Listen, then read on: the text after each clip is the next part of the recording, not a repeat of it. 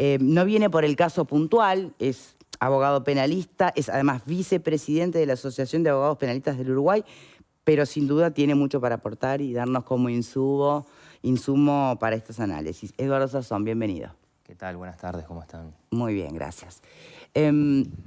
¿Cómo resuelve finalmente? Este es un caso que va a generar antecedentes, que va a cambiar la mirada sobre el caso puntual de mujeres que intentan ingresar droga a la cárcel. Quizás como primera cuestión para comentar es celebrar un poco este fallo, porque en definitiva tiene una cuestión diferente a lo que es la aplicación directa de la norma o la aplicación simple de la norma, sino que hay como una especie de conjunción de principios y armonización de todo el sistema.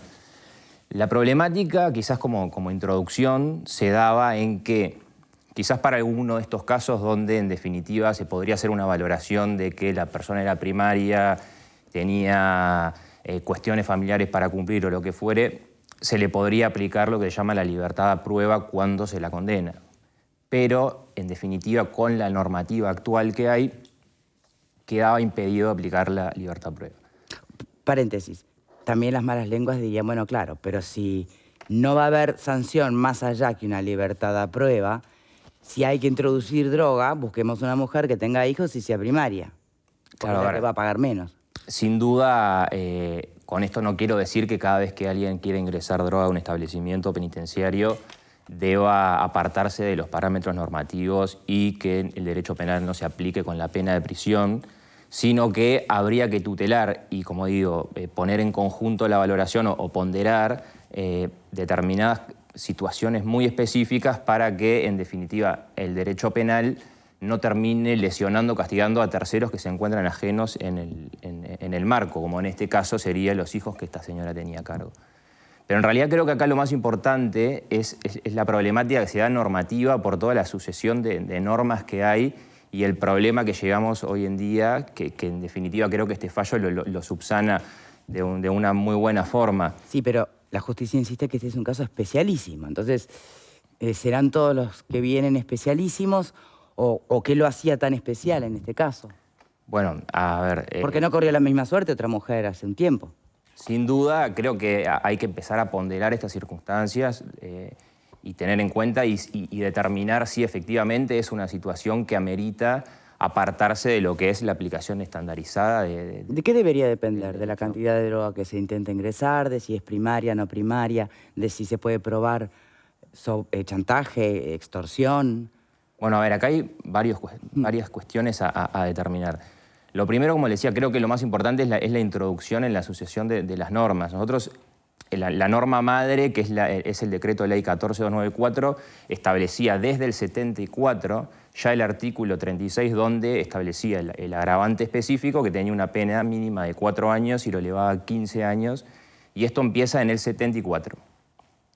Luego, en el 98, con una ley que es 17.016, se agrega al cuerpo normativo que yo anteriormente mencioné el artículo 60, que lo que hacía era establecer los mismos supuestos que estaban en el 36, pero no le establecía el aumento de guarismo punitivo, con lo cual se entendía que quedaba derogada tácitamente el 36 por este 60.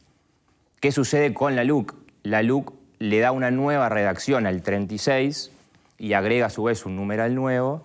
Entonces se entiende que el 60 que estaba anteriormente se deja de aplicar y volvemos, en definitiva, quizás al régimen anterior del 74, donde se establece el guarismo punitivo a texto expreso con una mínima de 4 años y una máxima de 15. A su vez, la LUC, en el artículo 295 bis, donde versa sobre la cuestión de la libertad a prueba, lo que dice es que determinados tipos penales, entre ellos la normativa de estupefacientes, y a su vez los tipos penales que la pena exceda los 24 meses, van a estar imposibilitados de la libertad a prueba, con lo cual, en una situación normal, estandarizada, el sujeto debe de cumplir efectivamente la pena de prisión. Pero acá parece como una suerte de indubio pro reo, porque por algo esta mujer está haciendo prisión domiciliaria. Acá lo que se hizo también fue una armonización del código, tratados internacionales y demás, porque en sede de prisión preventiva el código establece determinadas circunstancias que tiene que tener el juez en cuenta a la hora de determinar esta medida, que es en definitiva de última ratio, Entre ellas es cuando el sujeto deba atender necesariamente cuestiones familiares, ¿no? Creo que es este uno de los supuestos. Lo que se hizo fue, en definitiva, un razonamiento que es extrapolar la aplicación de la norma en prisión preventiva a sede de cumplimiento de pena. Bien. Para la justicia, antes que para la justicia, permítame preguntar a los panelistas, ¿no? ¿Sos madre primero y eventualmente traficante después? ¿Sos traficante primero y después vemos si sos madre o no sos madre? ¿Cómo les parece que se analiza desde el imaginario colectivo?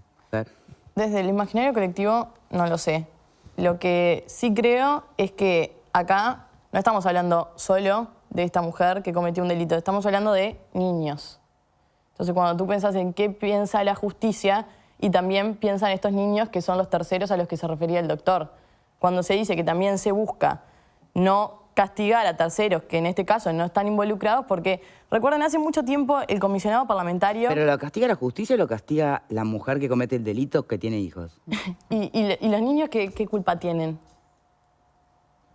Hace mucho tiempo el comisionado parlamentario está haciendo mucho hincapié... Por supuesto que niños no tienen ninguna culpa, pero la pregunta es, ¿quién debe acordarse primero que existen niños? ¿La madre o la justicia? Madres con hijos y el régimen de las privadas de libertad con hijos.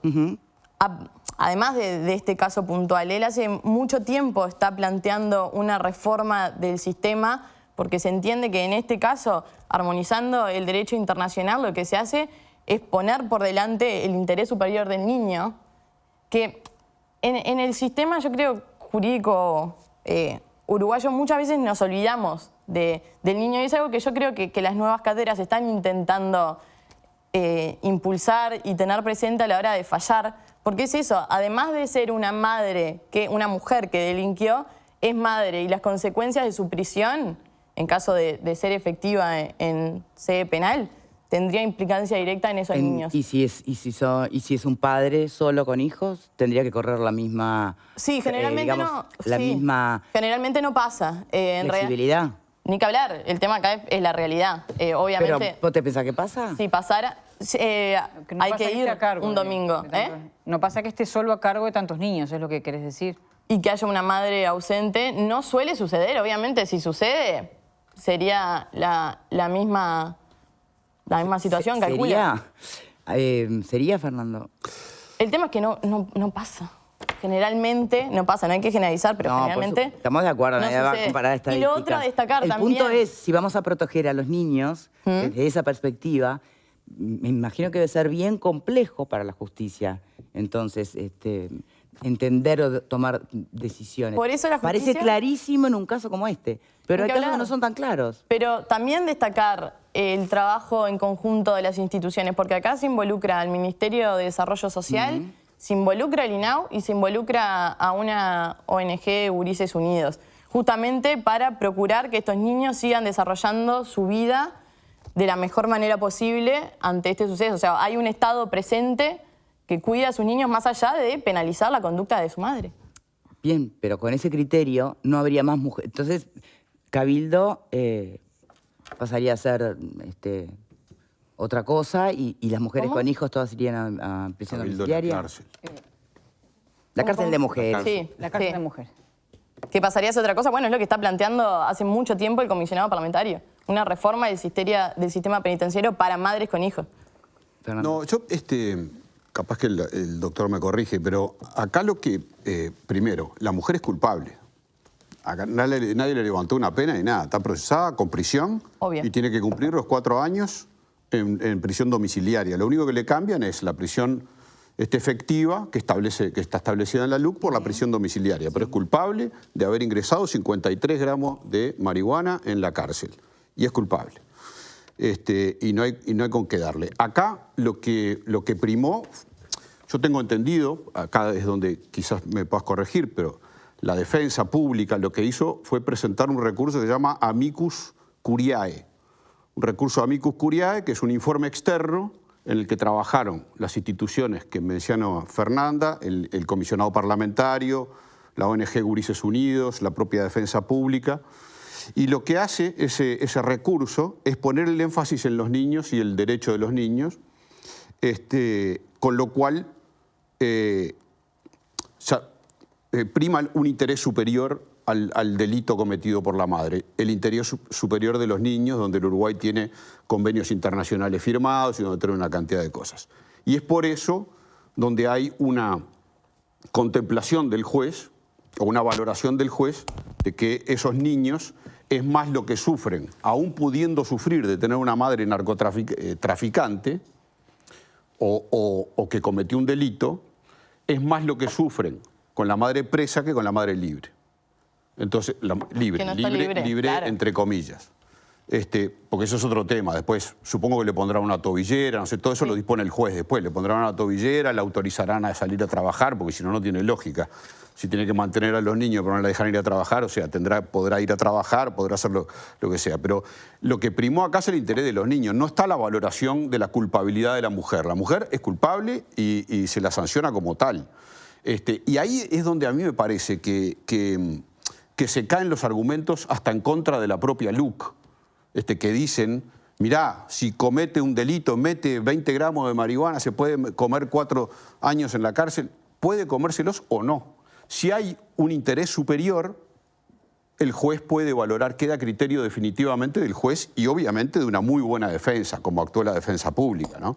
Porque podían haber no recurrido, podían haber hecho alguna otra cosa. Buscaron hasta la inocencia, no buscaron más de lo que finalmente consiguieron, pero consiguieron la excarcelación de un delito que en principio por la ley no es excarcelable. O sea, pero me parece que son dos cosas que tienen que quedar claras. Uno, la mujer es culpable, eso no está en discusión. No está en discusión, cometió un delito. Después se podrá valorar si es más grave, menos grave. Eso. Pero cometió un delito. No, pero digo porque lo aclaro porque parece a veces como que estamos discutiendo. No estamos discutiendo eso, estamos discutiendo nada más, o discutiendo no, estamos intercambiando sobre la valoración que se hizo para cambiarle, para saltarse la ley, digamos, que fue evitar un mal mayor o proteger un bien superior, que en este caso son los niños. Ahí hay un punto que es muy interesante, que es lo que se plantea acá, que es que la responsabilidad jurídico-penal de la persona por haber cometido el delito está bien clara. Claro. Es una forma distinta o una interpretación distinta que se hace para el modo de cumplimiento de pena. En otros países se han analizado situaciones donde quizás la mujer o el hombre ingresa estupefacientes al establecimiento penitenciario bajo coacción o bajo amenazas. Y en esos casos, desde la teoría del delito, se trata un tema que se llama inexigibilidad de otra conducta y se discute si en definitiva el sujeto tenía culpabilidad o no. Es decir, que obra en una circunstancia donde otra persona hubiera actuado de la misma forma. ¿Acá eso no corre? Acá en eso, en este caso concreto, la persona fue condenada. Si se hubiera tratado la cuestión de la inexigibilidad de otra conducta y el juez así hubiera entendido... Pero está previsto que se pueda apelar a la figura de la... Sin duda, porque la culpabilidad es una de las patas más importantes de la teoría del delito y la exigibilidad de otra conducta integra la culpabilidad, con lo cual, si se hubiera apelado, desconozco si se hizo o no, pero sé que en otros ordenamientos se ha discutido mucho en estos casos cuando el sujeto obra, en definitiva, bajo coacciones o amenazas, y se entiende que no se le puede exigir un obrar distinto, y ahí sí enerva la culpabilidad. Pero en este caso la persona fue condenada y el reproche penal está establecido y hay una sentencia de condena ejecutoriada. A mí me gustaría después, no ahora para no entreverar, pero para que lo tengan por allí en mente, la dosimetría tan cuestionable, ¿no? 2 años por homicidio, 4 por ingresar 56 gramos. A eso es lo que me gustaría. Hablamos de microtráfico, ¿no? Por acá. Yo iba por ahí, porque me parece que más allá de las consecuencias de los cambios legislativos que impactaron más o se hacen más visibles sobre la situación de las mujeres y los niños, hay cosas que cuando uno mira desde afuera del derecho no las entiende. Y ustedes nos hablan acá de un montón de cuestiones técnicas que han estudiado y que sin duda que nadie puede cuestionar que son así, pero me parece que este caso lo que hace es, remendar una situación gracias a, otras leyes, gracias a, como decía Fernando, la astucia de los abogados, una situación que a la propia justicia creo que le hace ruido. Cuando uno mira estos 4 años de cumplimiento de pena realmente efectiva como mínimo y después mirás que hay alguien que está en medio de una causa imputado por 4 toneladas y media, que se está casando en otro país y que aparece en los videos festejando su matrimonio. No tengo nada contra el matrimonio ni contra nadie en particular, pero realmente quienes miramos de afuera la situación no entendemos cuál es el criterio, en este caso de la legislación. Acá hemos tenido legisladores que nos han reconocido que cuando se hicieron estos ajustes legislativos que tú explicabas, no se pensó en las consecuencias que esto iba a tener con quien ingresa, bueno, estos 50 gramos, que no estamos justificando. Yo no estoy justificando acá el microtráfico, que bueno, que puede hacer sin duda también mucho daño, que sin duda no es una manera digna de vivir para los niños, no estoy justificando eso. Pero no puedo entender que alguien me lo explique, no sé si serán ustedes desde la perspectiva del derecho, pero desde el punto de vista de los legisladores, alguien tiene que haberse dado cuenta que no puede ser que 4 años por 56 gramos de cumplimiento efectivo de prisión frente a esta gente que anda por ahí como si no hubiese pasado nada. Pero ni siquiera frente al mismo delito, frente al homicidio. Bueno, frente al homicidio ni que hablar, pero digo, por lo menos ponete de acuerdo con el mismo delito. Ya que vamos legislando los ponchazos. A ver, antes de ir a nuestro invitado Alfredo. Yo creo que el tema de la inflación punitiva en el mundo ha demostrado que mucho no sirve. Y en este caso uno piensa que creo que se puede comprar hasta 40 gramos de marihuana en la farmacia legalmente por mes si yo me inscribo, ¿no? Son 40 gramos por mes. Nadie que se ha inscrito acá, son todos gente sanita. Bueno, digo, pero me parece que 56 gramos de marihuana, es una droga que en principio es legal, ¿tá? Pero es delito ingresarla a la cárcel. Es como que hay una cosa que no termina de cerrar. ¿Tá? Si es legal, una cosa que podés... Bueno, a mí no me cierra... ¿Qué decir? ¿Que pongan un expendedor de marihuana no, yo creo que si tenés una droga, algo que es legal... Que ser menos hipócrita. Si algo que es medio como que algo no termina de cerrar, ¿no? Vos estás afuera y podés comprar legalmente marihuana. Estás preso y no podés fumar marihuana. Y bueno, eso por un lado que a mí no me termina de cerrar. No, pero por otro lado, haber un punto. Por otro lado, si no, perdón. Si no se puede vender. ¿Puedo terminar de hablar, querido? Ahora me pongo sensible yo, jefa. Pero la conductora... Me pongo jefa, yo sensible. Hay un punto y fuera ahí. Bueno, ahora lo vemos, pará. Menos mal que manda él, ¿no? Un punto disparatario. No seas autoritario, por favor, dejá de escuchar el resto. No seas autoritario. Diga, por favor. Gracias. Me ampara en el derecho de palabra. Solo modero. Bueno, entonces, a mí me parece... Sí, me entiendo. A mí me parece que eso es una incongruencia que no, en el sentido común, tan poco común, no cierra. Yo sé que es delito, pero algo está mal ahí. Como no cerraba que se pudiera drogar uno, pero no comprar ni vender. Alfredo, por ejemplo, pero perdón, de marihuana en distintos la otra puntos cosa, no es legal. La otra cosa, sí, pero capaz que la droga que llevó la había comprado en la farmacia, no sabemos. Entonces, lo que yo me refiero es que poner 4 años de cárcel efectiva para una persona que ingresa, sí, vos decís, entra 2 kilos de cocaína, no 4, 8 le pongo. 56 gramos de marihuana me suena un poquito raro. Por suerte, parece que el nuevo presidente de la Suprema Corte de Justicia dice una declaración el otro día de que hay que tener una visión de género para aplicar la justicia. Y yo creo que este fallo como que empieza a tener ese tipo de situaciones, empieza a tener una visión mucho más global de la situación y no penar algo tan radicalmente, un delito tan menor con algo tan fuerte cuando lo que te decían ustedes, ¿no? Por toneladas tenés 2 años y nada más, por violación 2 años y nada más. Es decir, me parece que hay ciertas cosas que no cierran. Por tonelada estás libre. No, estaba en prisión domiciliaria. Tuvo permiso para salir, pero volvió. Pero lo que yo veo es que el tipo se está casando en Argentina, perdóname. A ver, por favor, abogado. A ver, creo que las dos cuestiones que ustedes plantean son muy interesantes y tienen que ser leídas en conjunto. Empiezo por lo último. La legislación en materia de marihuana sí realiza determinados permisos para la adquisición, la producción y el cultivo, pero a su vez hay tipos penales y delitos que siguen vigentes en el ordenamiento, con lo cual no es una legalización absoluta de las conductas que puede realizar un sujeto con la marihuana, entre ellos el transporte y entre ellos el ingreso a los establecimientos penitenciarios. Eso como primer punto, pero sí creo que tiene que ser leído en cuanto a la dosimetría penal y a la congruencia que tiene que tener el legislador a la hora de valorar los quantum punitivos y la valoración legal o ilegal de las conductas. Es decir, si nosotros hoy decimos que la cuestión de la marihuana en gran parte es legal, tenemos que repensar si la dosimetría penal y el guarismo punitivo que le vamos a aplicar a estas situaciones debe ser tan alto y sobre todo leído en consonancia con otros bienes jurídicos que el derecho penal protege, que en definitiva quizás deberían ser de mayor énfasis en la protección y que los mínimos en los algoritmos punitivos son mucho menores, como resulta, por ejemplo, los delitos de homicidio. Y en relación a la cuestión de género me parece muy importante, porque a veces se piensa en la cuestión de género en esto de, bueno, vamos a bajar los estándares probatorios para poder condenar y en definitiva valorar la prueba distinto, pero esto sí es una cuestión que tiene que ser vista quizás desde ese lado y entender quizás un contexto que ahí sí se puede ver la cuestión de la perspectiva de género y no solo reducirlo a una práctica que se está sucediendo, que es en definitiva bajar los estándares probatorios requeridos para condenar, que quizás eso hasta excede lo que es la perspectiva de género, y acá sí es un caso donde verdaderamente podemos hablar de que el contexto de la mujer debería pesar a la hora de valorar. Bien, ¿están todos de acuerdo con la perspectiva de género en la mirada de la justicia? Es que en el sentido que el invitado la está diciendo me parece que es el sentido correcto. No es la de prejuzgar y entonces vos sos culpable si sos hombre y vos sos inocente si sos mujer. Es la de sopesar distintas circunstancias. ¿Por qué esta medida, por ejemplo, impacta más en las mujeres que en los hombres? No es algo que se quiso hacer de esa manera. Es que en realidad, como decía Fernanda, hoy la realidad que te indica, y bueno, que es la mujer la que está al frente del hogar con un montón de chiquilines a cargo. Entonces, en definitiva, tener perspectiva de género es entender determinadas circunstancias.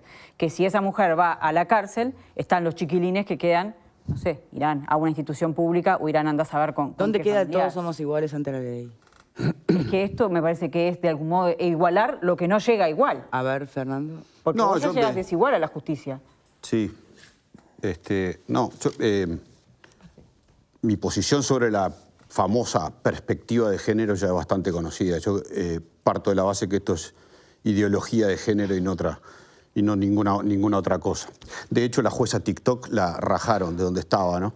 La jueza TikTok ya la pusieron sí, en otro lugar más peligroso pero todavía. explicaron que en lo que tiene que ver con la carrera y la trayectoria no es que la bajaron de escalafón, sino que es como al igual lugar otra temática. Perdón, la desplazaron de la cuestión de género porque iba a ser recursada por una cantidad de abogados, bueno, pero perdón, yo te repito lo que dice la pusieron en otro lado, que lo creamos es otra cosa. La pusieron en otro lado tan peligroso porque ahora va a tener que ver con cuestiones de niños, pero además es una medida intermedia porque el expediente recién se abre y recién empieza la investigación sobre la jueza, o sea que no hay una decisión final. Pero a lo que iba, que no era hablar de la jueza TikTok, era hablar de este otro tema, de la perspectiva de género. De la ideología de género. No existe. De la ideología de género. No existe. El 74% de los delitos cometidos por mujeres están vinculados al microtráfico. 74%. Tiene una encuesta ahí que me acabo de ver. No es una encuesta, es el informe del comisionado parlamentario. Le estoy robando un dato que me acaba de dar Fernanda. O sea, esto no tiene nada que ver con perspectiva de género. Este es el delito más común que cometen las mujeres. Igual sí tiene que ver. Igual sí tiene que ver. Los delitos más comunes... ¿Pero qué es perspectiva de género que los delitos más comunes cometidos por los hombres sean tales? Vos ponele el nombre que le quieras poner, Fernando. Bueno, es una tontería. Uno, por favor. Pero no vamos a discutir. No era el tema hoy, discutir la existencia de la perspectiva de género, que para mí me parece una cosa ridícula. Si querés, otro día podemos discutir de eso. ¿Cómo encuadrás el detalle no menor de los niños cuando están a cargo de la mujer? Porque eso es el tema. El tema son los niños, no si es mujer o varón. El tema son los niños. Y no si son niños varones o niñas mujeres. Son niños. Pero a cargo de quién están los niños. No hay problema de género, pero no hay problema de género. Hay problema de los niños. Las recomendaciones y del cuidado de los niños. De hecho, la sentencia de la justicia se basa en el bien superior del cuidado de los niños. No si es mujer, si es varón, si es heterosexual, si es hermafrodita, si es la mar en coche, si es LGTB, a nadie le importa. Es los niños. Se valoraron los niños. O sea que el género Olvídate el género. Pero es que de hecho... Un rato olvídate si podés. No, Creo la que realidad es la que te trae la diferenciación. Nada más que Señores, por eso. favor. Nada más que la realidad. El abogado quiere No, decir yo algo. creo que estamos hablando en cierta forma de lo mismo, pero le estamos poniendo títulos y nomenclaturas distintas. No sé que a mí no le gusta el título. El rótulo. Perspectiva de género. La palabra género. No, Más allá del rótulo, creo que Hay dos acá lo que géneros. se tuvo en cuenta es el contexto. Los dos valen lo mismo. Y a vos te pone nervioso uno. Los dos Por valen lo favor, mismo. está hablando el No me pone invitado, se nervioso puede ninguno, los callar. dos valen lo mismo. Por favor. No hay uno que vale más que otro. Sin duda, yo coincido con eso. Correcto. Más allá del rótulo y cómo lo vamos a nominar a la cuestión, lo que se tiene que tener acá en cuenta es el contexto.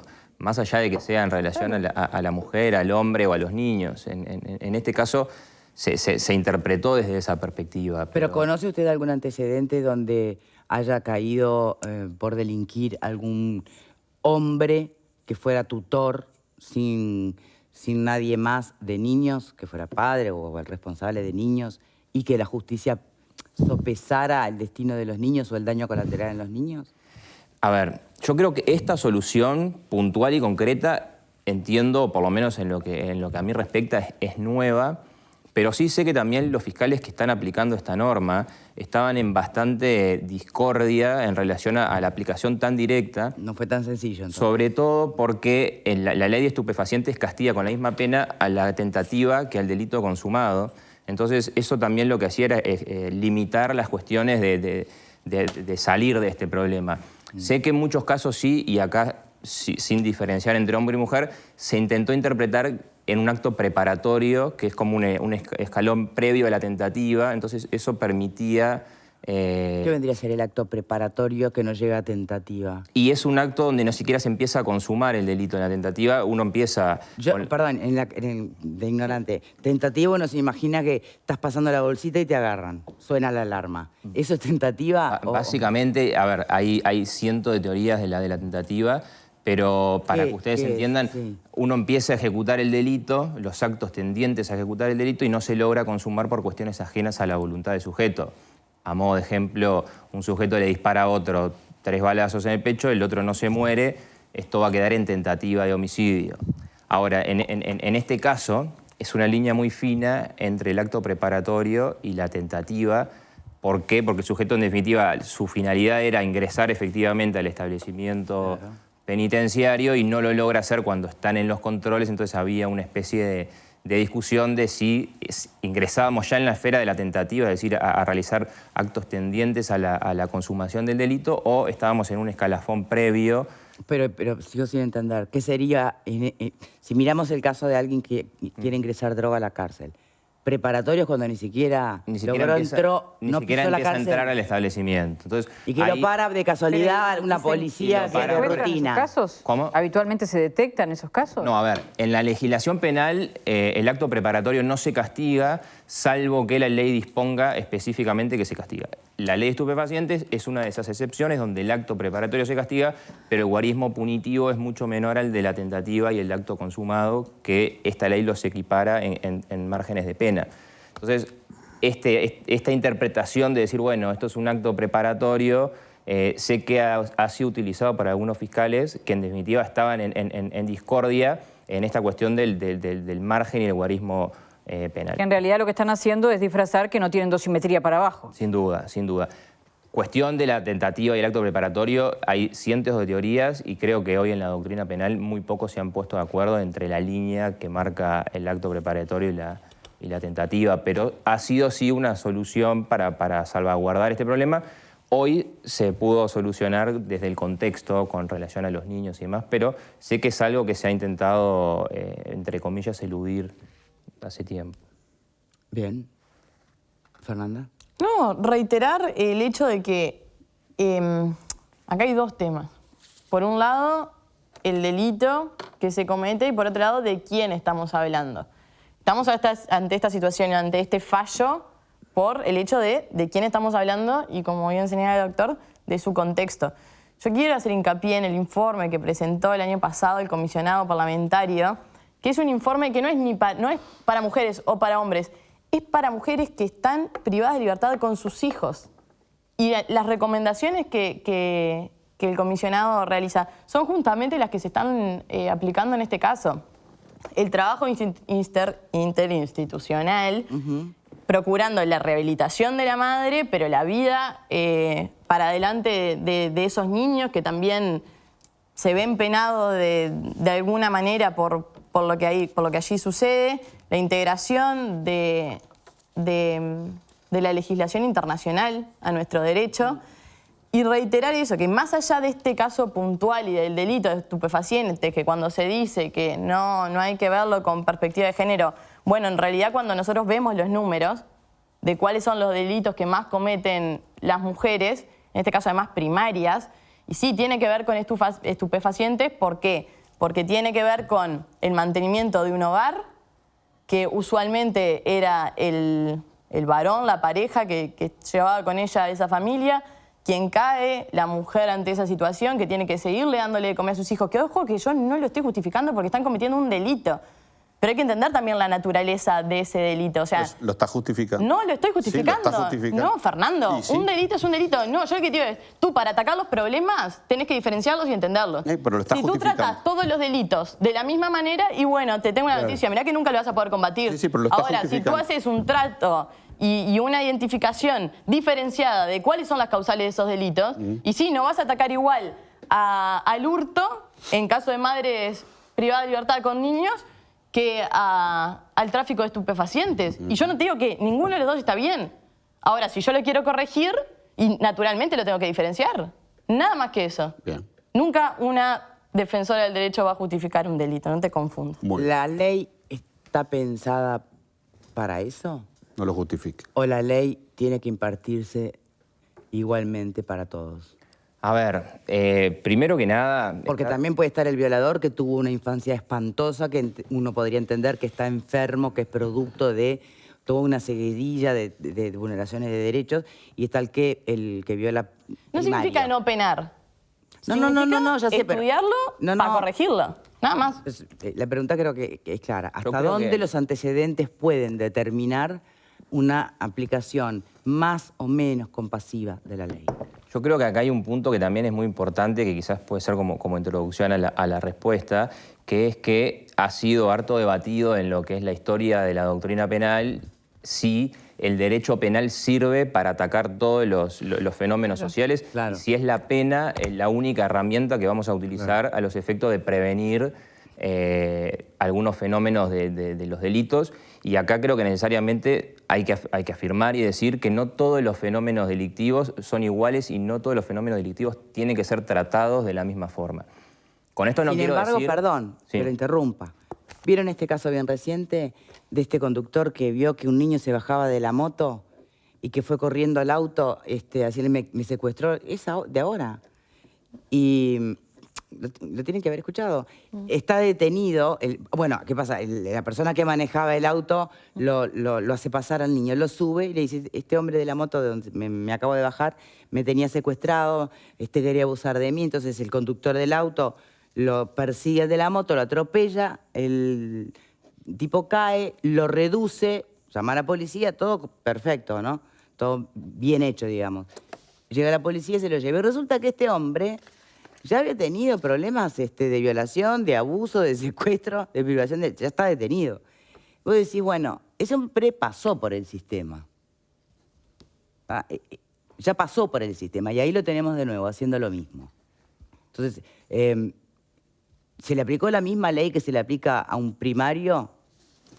A ver, de vuelta, ahí quizás es una prueba empírica de que en definitiva la pena no sirve como entre comillas, medicamento o solución a los fenómenos delictivos. Sí, en gran parte, y en esto yo estoy de acuerdo, que sirve... Pero mientras estaba preso, estábamos a salvo, ¿o no? Bueno, depende. Puede entenderse Pero- sí, pero... No hay Claro, el tema es que va a salir, está clarísimo. No hay cadena perpetua en Pero este claro, país. por ¿no? otro Está lado, si clarísimo. no con ese criterio, bueno, cada vez que tú cometes un delito, el Estado tiene que empezar a presumir a ver si te vas a resocializar o no. Claro. Y en definitiva creo que no es el rol del Estado, no tiene las potestades del Estado, por lo menos en... Perdón, pero de seguimiento, de asegurarse la rehabilitación en caso de una patología. Este hombre es un violador enfermo. O sea, hay que hacerle un seguimiento. Lo soltamos y, bueno, listo. A ver, de vuelta. Yo creo que el Estado, y eso es una concepción particular mía, que a través de nuestra Constitución no tiene la potestad de decir esta persona es recuperable o no es recuperable. Cada vez que un sujeto infrinja una norma, va a ser responsabilizado jurídico-penalmente por esa infracción. A su vez, cada vez que un sujeto reincida o reitere lo que es en la misma norma o en el ordenamiento penal, va a tener agravantes, va a tener limitaciones a la hora de descontar o redimir su pena, va a tener limitantes a la hora de su libertad anticipada. En este caso puntual, sí. Con la LUC y previo también, es decir, siempre existieron cuestiones que le daban mayor gravedad o sanción a quienes infringían nuevamente la norma. No, claro, pero puntualmente ahora con la LUC, los violadores no tienen chance alguna de redimir por estudio. Con relación a la redención de pena, sí.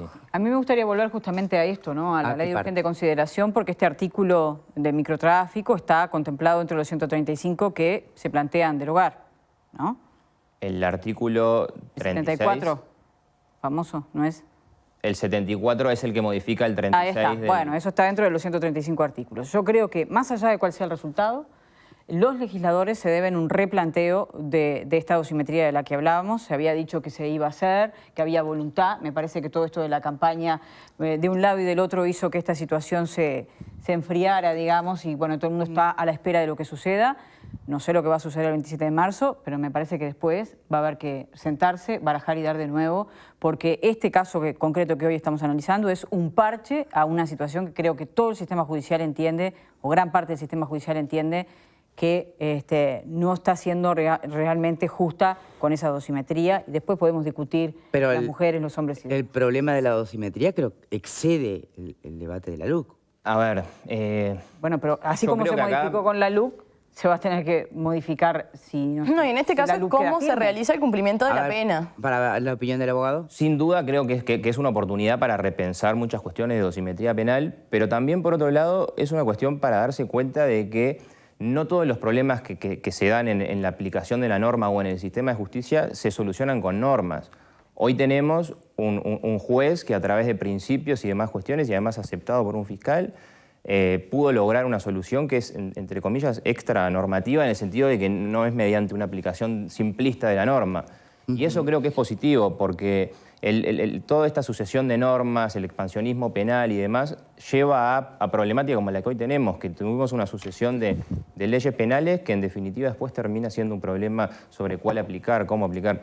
Creo que es positivo que los aplicadores del derecho, a través de los principios, logren aplicar la pena o aplicar la norma de forma correcta. Por eso... entonces no requiere más o menos artículos de la LUC. Está la discrecionalidad ya prevista, principios mediante. Y yo soy siempre partidario de que la interpretación mediante los principios es... Pero usted reconoce que no ha sido la generalidad en esos... Se habla de 200 mujeres más presas por este tipo de casos. Por eso digo, hoy es algo nuevo. Quizás si se emprende por ese camino es positivo para todo el ámbito del derecho penal. Estás muy callado, Alfredo. Sí, porque en el fondo lo que hay es un tema filosófico, ¿no? Hay gente que cree que la seguridad y el delito se soluciona con más cárcel, más penas, encerrar y tirar la llave. Y hay otras situaciones que hay gente que es irrecuperable, sí, son porcentajes pequeños, según dicen los expertos. La mayoría son gente que se puede recuperar. ¿De qué manera? Bueno, en ese campo, evidentemente, como sociedad estamos recontratrasados, porque la rehabilitación carcelaria nuestra es muy baja. Ahora, yo creo que en el fondo lo que hay que hacer es, los jueces lo que tienen que impartir es justicia, para eso tienen la ley.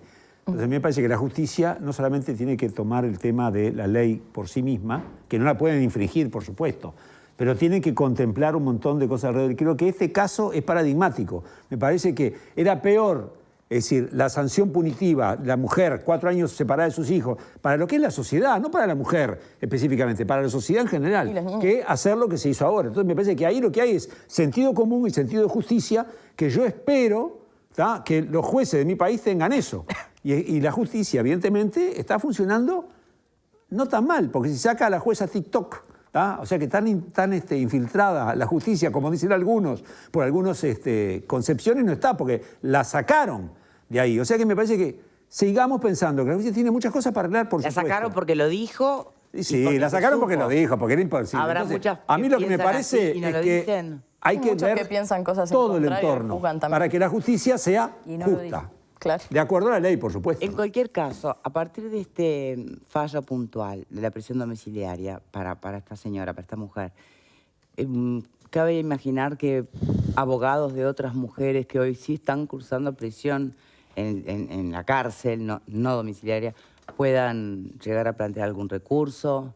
A ver, si se verificara o ellos entienden que se verifica este supuesto excepcionalísimo, podrían comenzar a plantear estas cuestiones. De vuelta, acá se condenó a una persona y se la responsabilizó jurídico-penalmente por un delito y por el tipo de delito y por el guarismo punitivo queda excluido de la libertad de prueba. Esta es la situación normal en el suceso. Ahora, si se entendiera que se cumple todos estos elementos que son de una gran excepcionalidad, se podría comenzar a plantear estas cuestiones. Bien, repasemos los elementos que dan la excepcionalidad. A ver, lo que se hizo fue una especie de interpretación amplia. No, eso entiendo, pero ¿cuáles fueron los elementos? Claro, la cantidad de hijos, eso. ¿qué situaciones? ¿Fue extorsionada? ¿Cuáles fueron? Lo que se ponderó fue que, en definitiva, la muchacha tiene obligaciones con sus hijos y que la pena iba a tener una trascendencia mayor en terceros que son ajenos a quien terminó cometiendo el delito y que debe ser, en definitiva, responsabilizado jurídico-penalmente. Pero dicho así, le cabe a cualquier madre de las soltera. 200, no sé cuántas. A cualquier madre sola. Y si se pudiera argumentar de que, en definitiva...